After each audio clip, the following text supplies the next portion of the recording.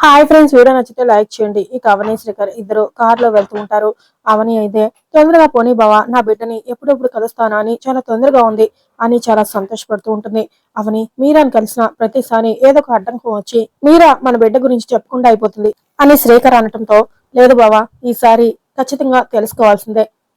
మన బిడ్డని మన నుంచి దూరం చేయాలి అనుకుంది ఎవరైనా సరే నేను అస్సలు వదిలిపెట్టను. నేను ఎంత నరకం అనుభవించానో అంతకు పదింతలు అనుభవించేలా చేస్తాను. తల్లి బిడ్డని వేరు చేయాలి అనుకోవడం మహాపాపం. ఆ పాపానికి తగ్గ శిక్షను నేను వాళ్ళకి విధిస్తాను. దీని వెనుక ఎవరున్నా సరే, ఎంత పెద్ద వాళ్ళైనా సరే వదిలిపెట్టే సమస్య లేదు అని అవని అంటూ ఉంటుంది.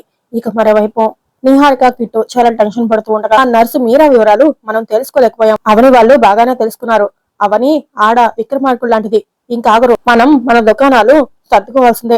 ఆ నర్సు ఆవిడ వాళ్ళతో అంతా చెప్పేస్తుంది అని కిట్టు అంటూ ఉంటాడు. ఆ మీరా గురించి నేను ఎంత ప్రయత్నించినా వర్కౌట్ కాలేదు. వాళ్ళు బాగానే సంపాదించారు. నువ్వు అన్నట్టు కాసేపట్లో మన భవిష్యత్తు గందరగోళంలో పడబోతుంది అని నిహారిక అంటుంది. నీది దొంగ జాతకం అని తెలిసినా అమ్మ క్షమించింది, గాని మనవరాల్ని చంపేస్తాము అన్న విషయం తెలిసిందంటే మాత్రం అస్సలు వదిలిపెట్టదు. ముఖ్యంగా నిన్ను ముక్కలు ముక్కలుగా నరుగుతుందని నా అనుమానం అని కిట్టు అంటాడు. ఆ నర్స్ కి డబ్బులిచ్చి మోసపోయాను. ఆమెకి సపోర్ట్ చేస్తూ నన్ను మోసం చేస్తుంది అని నిహారిక అంటుంది. జనాల్ని అస్సలు నమ్మలేం బంగారం. ఒక పార్టీ దగ్గర డబ్బులు తీసుకొని మరో పార్టీకి ఓటు వేస్తారు అని కిట్టు అంటాడు. అంతా నా కర్మ అని అంటూ ఇద్దరు అలా చూడగా పెద్దరాజు చూస్తూ ఉంటాడు. ఇక పెద్దరాజును చూసిన ఇద్దరు ఒక్కసారిగా షాక్ అయిపోతూ ఉండగా కిట్టు మొత్తం వినేసినట్టున్నాడు అని నిహారిక చెవులు అంటూ ఇక ఇద్దరు చాలా టెన్షన్ పడుతూ చూస్తూ ఉండగా పెద్దరాజు మాత్రం చాలా సీరియస్ గా చూస్తూ ఉంటాడు. ఏంటి అలా చూస్తున్నావు బావా అని అడుగుతూ ఉండగా, విన్నాను, అంతా విన్నాను. ఒక పార్టీ నుంచి డబ్బులు తీసుకొని మరో పార్టీకి ఓటు వేస్తారు. జనాలు నమ్మలేం బంగారం అని నువ్వు నిహారికతో అన్నమాట విన్నాను అని పెద్దరాజు చెప్తూ ఉండగా, అమ్మయ్య, వీడు లాస్ట్ మినిట్ లో విన్నాడు కాబట్టి సరిపోయింది, బ్రతికిపోయాం అని కిట్టు మనసులో అనుకుంటూ ఉండగా అందరూ లోపలుంటే మీరు ఇక్కడ మీటింగ్ పెట్టారేంటి అని పెద్దరాజు అడగగానే, ఆహా, మీటింగ్ ఏమి లేదు బావా, ఊరికే గాలి కోసం అలా బయటకు వచ్చాం అని కిట్టు చెప్తూ ఉంటాడు. మధ్యలో నర్స్ అనే మాట కూడా వినిపించింది. ఏంటి మ్యాటర్ అని పెద్దరాజు అడుగుతూ ఉండగా, అదా నర్స్ దగ్గరికి అవని వాళ్ళు వెళ్లారు కదా, అవని వాళ్ళకి అంతా మంచి జరగాలని కోరుకుంటున్నాం అంతే అని నిహారిక చెప్తూ ఉండగా, అబ్బా అవునా, నిజమా అని చాలా ఆశ్చర్యపోతూ అడుగుతూ, ఒక్క నిమిషం అని చెప్పేసి చెట్టుకు ఉన్న పువ్వు తెంచుకొని వచ్చి తన చెవిలో పెట్టుకుని, ఇప్పుడు చెప్పండి అని పెద్దరాజు అడుగుతూ ఉండగా, జోకులేకి బావా అని కిట్టు అంటాడు. ఎవడ్రా జోకులు ఇస్తుంది, మీరా నేనా? మీరు అవని మంచి గురించి మాట్లాడటమా?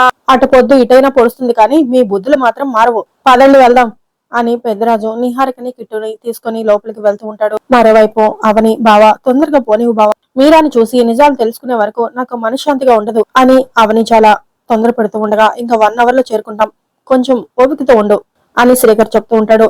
ఇక మరోవైపు ప్రసాదరావు వేదవతో మన మనోరాల విషయంలో పెద్ద విషాదం జరిగిపోయిందని 5 సంవత్సరాలుగా బాధపడుతూనే ఉన్నాం. ఇలాంటి సమయంలో ఎండిపోయిన చెట్టుకి నీరు పోసి బ్రతికించినట్టుగా సిద్ధేశ్వర స్వామి మన ఆశల మీద తులసి తీర్థం పోసినట్టుగా మన మనవరాలు బ్రతికుందని చెప్పారు అని ప్రసాదరావు చాలా సంతోషంగా మాట్లాడుతూ ఉండగా అంతలో అక్షయ తులసి కోటికి పూజ చేసి ప్రదక్షిణలు చేస్తూ ఉంటుంది.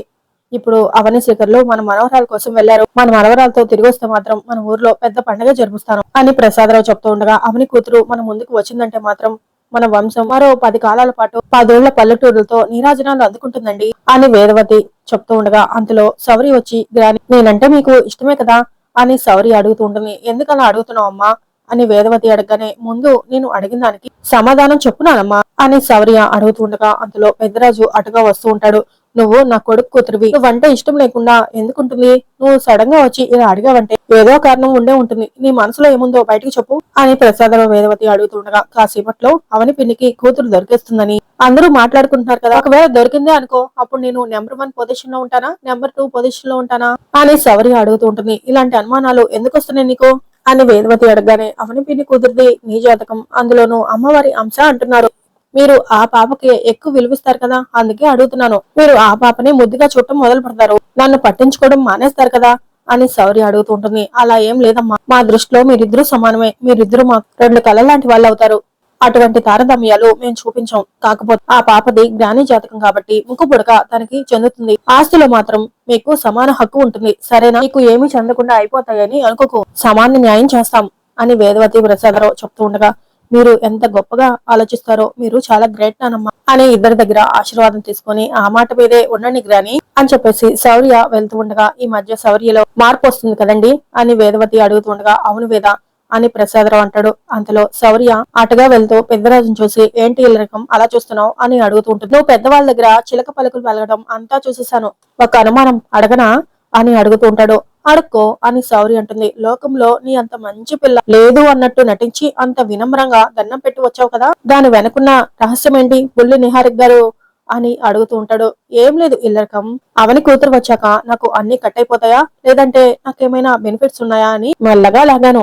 నా వాటా నాకు ఉంటుంది అని నాకు క్లారిటీ వచ్చింది, లేదంటే నేను అన్యాయం అయిపోతాను కదా, నేను సేఫ్ జోన్ లో ఉన్నాను ఇల్లరకం అని శౌర్య చెప్తూ ఉండగా, వామ్మో వామ్మో నువ్వు మామూలు దానివి కాదు, నీ వయసులో నిహారిక్ కూడా ఈ విధంగా ఆలోచించి ఉండదు, డబ్బు కోసం కన్న తల్లినే కాదు అనుకునే దానివి, నీ గురించి ఎంత మాట్లాడుకుంటే అంత తక్కువ మంచిది అని పెద్దరాజు అంటూ ఉండగా, దట్స్ బెటర్ అని చెప్పేసి ఇక పాట పాడుకుంటూ శౌర్య అక్కడి నుంచి వెళ్తూ ఉంటుంది. ఇక పెద్దరాజు మాత్రం షాక్ లో, ఇది ఏదొక రోజున పెద్ద ఆవిడ నెత్తి మీద పెద్ద బండరాయి వేసినా వేస్తుంది అమ్మో అని అక్కడి నుంచి వెళ్తూ ఉంటాడు. అంతలో శౌర్య అక్షయ తులసి కోట దగ్గర దండం పెట్టుకోవడం చూసి అక్కడికి వెళ్లి ఏం కోరుకుంటున్నావు అని అడుగుతుంటుంది. మనసులో కోరికల్ని బయటికి చెప్పకూడదు అని అక్షయ అంటుంది. నాతో చెప్పొచ్చులే పర్లేదు చెప్పు అని శౌర్య అడుగుతుండగా అంతలో పెద్దరాజు అక్కడికి కూడా వచ్చి చూస్తూ ఉంటాడు. అవని మేడం వాళ్ళు వాళ్ళ కూతురు కోసం వెతకడానికి వెళ్లారు కదా, వాళ్ళు సంతోషంగా తిరిగి రావాలని పాప గురించి వాళ్ళకి తెలియాలని కోరుకున్నాను అని అక్షయ చెప్తూ ఉండగా, బంగారు తల్లివమ్మ నువ్వు అని పెద్దరాజు అనుకుంటూ ఉంటాడు. నువ్వు కోరుకుంటే జరిగిపోతుందా అని శౌర్య అడుగుతూ ఉంటుంది. నమ్మకం అనేది ముఖ్యం అని అక్షయ అంటుంది. నువ్వు ఇంటి నుంచి బయటకు పోవాలని నేను కోరుకున్నాను, అయినా జరగలేదు కదా అని శౌర్య అడుగుతూ ఉండగా, మంచి విషయాలు కోరుకుంటే జరుగుతాయి అని అక్షయ అంటుంది. నేను కోరుకున్నది నా దృష్టిలో మంచిదే అని శౌర్య అనగానే, అని నువ్వు అనుకుంటే సరిపోదు దైవం అనుకోవాలి అని అక్షయ అంటుంది. అందరి దగ్గర మార్కులు కొట్టేయాలి అని ఏం వేషాలు వేస్తున్నావే నువ్వు, ఎందుకు ఈ నాటకాలు అని శౌర్య అడుగుతూ ఉంటుంది. నేను గుర్తింపు కోసం తాపత్రయపడేదాన్ని కాదు శౌర్య, ఏది మంచి అనిపిస్తే అది చేసుకుంటూ పోతా అని అక్షయ అంటుంది. మా ఇంటి గురించి నీకెందుకు ఇంత పెత్తనాలు, నీకెందుకు, ఇంట్లో పని మనిషి లాంటి దానివి కాబట్టి ఇంటి పనులు చేసుకో అని శౌర్య చెప్తూ ఉండగా అంతలో పెద్దరాజు అక్కడికి వెళ్లి, అమ్మ చిన్న నిహారిక అని పెద్దరాజు అంటుంటే, అంతా దూరం నుంచి విన్నావన్నమాట అని శౌర్య అడుగుతూ ఉంటుంది. విని చూసి తరించాను, అందుకే నీ గొప్ప సంస్కారానికి నమస్కారం చేసుకుందామని వచ్చాను. నువ్వు మీ అమ్మ ఎలాగో ఎవరు మంచి కోసం కోరుకోరు, కోరుకునే వాళ్ళని ఎందుకమ్మా సూటిపట్టి మాటలతో బాధపడతారు అని పెద్దరాజు అడుగుతుండగా, నాకు ఏది అనిపిస్తే అది చేస్తాను, ఏమి అనాలి అనిపిస్తే అది అంటాను, నా ఇష్టం, నువ్వు మధ్యలో దొరకు, ఇట్స్ మై స్వీట్ వార్నింగ్ అని చెప్పేసి ఇక శౌర్య అక్కడి నుంచి వెళ్ళగానే, ఇంచుమించు ఇద్దరు వయసులు ఒకటే అయినా మనసులు మాత్రం చాలా తేడా ఉంది, తను నీలా ఆలోచించలేకపోతుంది, నువ్వు కోరుకున్నావు కాబట్టి అవని వాళ్ళ కూతురు గురించి తెలిసిపోతుంది అని అనిపిస్తుంది అని పెద్దరాజు అక్షయతో అంటూ ఉంటాడు. మరోవైపు అవని శేఖర్ ఇద్దరు మీరా వాళ్ళ అన్నయ్య ఊరికి చేరిపోతారు. ఇంకో 5 నిమిషాల్లో అక్కడికి చేరిపోతాం అని శ్రీకర్ అవనికి చెప్తూ ఉంటాడు. అదే సమయంలో మీరా కళ్ళు తెరవగానే, అమ్మ మీరా నువ్వు ప్రతిసారి అవని అవని అని కలవరిస్తావు కదా, హాస్పిటల్ ఫోన్ చేసి ఎంక్వైరీ చేయగా లక్కీగా ఆవిడే నాతో మాట్లాడింది అని వాళ్ళ అన్నయ్య మీరాకి చెప్తూ ఉండగానే, అవని శేఖర్ అక్కడ చేరుకొని, అవని అదిగో అదే ఇల్లు పదా అని ఇద్దరు చాలా సంతోషంగా పరిగెత్తుకుంటూ వస్తూ ఉంటారు.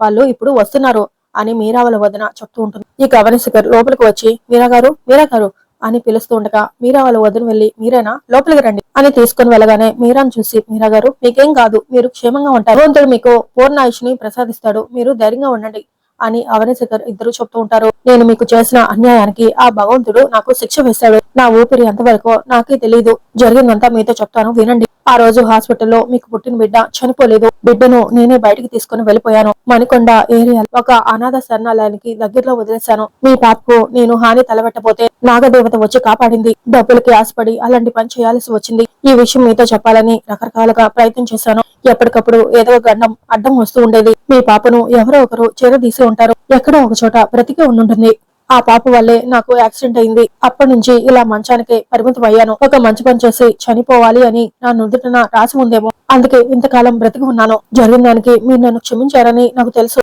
అప్పటి పరిస్థితులు నన్ను అలా ప్రేరేపించాయి అని మీరా చెప్తూ ఉండగా, ఇక అవని శేఖర్ మీరా చెప్పిన మాటలు షాక్ అయిపోతూ, జరిగిందేదో జరిగిపోయింది, అది వదిలేయండి, ఇప్పుడు మాత్రం నా కూతురు ఎక్కడుందో తెలుసుకునేది ఎలా, అసలు మీతో అంత పాపం చేయించింది ఎవరు, మీకు డబ్బు ఆశ చూపించింది ఎవరు, చెప్పండి మీరా గారు, మా బిడ్డని మా నుంచి దూరం చేయాలి అన్నంత పగబట్టింది ఎవరు, ఆ మనిషి ఎవరో చెప్పండి అని అవని శేఖర్ అడుగుతూ ఉంటారు. నాతో అలాంటి పని చేయించింది ఎవరు, మీరా నిహారిక గురించి చెప్తూ ఉంటుంది. ఇక అవన్నీ విన్న అవని శేఖర్ ఇద్దరు ఒక్కసారిగా షాక్ అయిపోతారు. అక్కడి నుంచి ఇంటికి చేరుకొని లోపలికి వచ్చి చాలా కోపంగా, అత్తయ్య మావయ్య అందరూ త్వరగా బయటికి రండి అని పెద్దగా పిలుస్తూ ఉంటారు. ఇక ముందుగా నిహారిక కిట్టునే బయటకు వస్తారు. వాళ్ళ వైపు అవని శేఖర్ ఇద్దరు చాలా కోపంగా చూస్తూ ఉండగా అంతలో అక్కడికి అందరూ చేరుకుంటారు. వాళ్ళిద్దరూ మనల్ని చంపేసేలా చూస్తున్నారు, నర్సు విషయం అంతా చెప్పేస్తున్నట్టుంది అని నిహారిక కిట్టుతో అంటూ ఉండగా, అవును బంగారం, ఈ ఇంట్లో మనకి ఇదే ఆఖరి రోజు అని కిట్టు అంటాడు. అంతలో అక్షయ వచ్చి మీ అమ్మాయి కనిపించాలి అని తులసి మొక్కకి మొక్కుకున్నాను మేడం అని చెప్తూ ఉండగా, అవునవని మన అమ్మోరు తల్లి ఏది కోరుకున్నా అది జరిగి తీరుతుంది అని పెద్దిరాజు చెప్తూ ఉండగా, అంతలో వేదవతి ప్రసాదరావు వచ్చి అమ్మ అవని నీ కూతురు గురించి ఏమైనా తెలిసిందా? మా మనవరాల్ని వెంట పెట్టుకుని వస్తారని ఎదురు చూస్తున్నావమ్మా అని వేదవతి ప్రసాదరావు అడుగుతుండగా, ఇన్వెస్టిగేషన్ ఆఫీసర్ లా వెళ్ళావు కదా అవని, ఏమైనా తెలిసిందా? మీరు ఎలాంటి న్యూస్ మోసుకొస్తారా అని ఇక్కడ అందరం ఎదురు చూస్తున్నాం అని లావణ్య రాధాకృష్ణ అడుగుతుంటారు. అలా విగ్రహంలా నిలబడిపోయారేంటి? మీ కూతురు గురించి ఏమైనా విషయాలు తెలిసాయా అని అడుగుతున్నా అని వసంత అడుగుతుంటుంది. చాలా విషయాలు తెలిసాయి అని అవని చెప్పగానే ఇక మాట విన్న నిహారిక గిట్టు ఒక్కసారిగా షాక్ అవుతూ ఉండగా, నేనేమి కనిపెట్టలేను అని అనుకున్నావు కదా నిహారిక, చాలా నిజాల్ని కనిపెట్టాను. మావన్నీ నాటకాలంటూ నోటికొచ్చినట్టు మాట్లాడారు కదా, ఎవరివి నాటకాలో తెలుసుకుందామన్నయ్య అవని శేఖర్ అంటూ ఉంటారు. ఇక నిహారిక గిట్టు మాత్రం షాక్ అవుతూ అలాగే చూస్తూ ఉంటారు.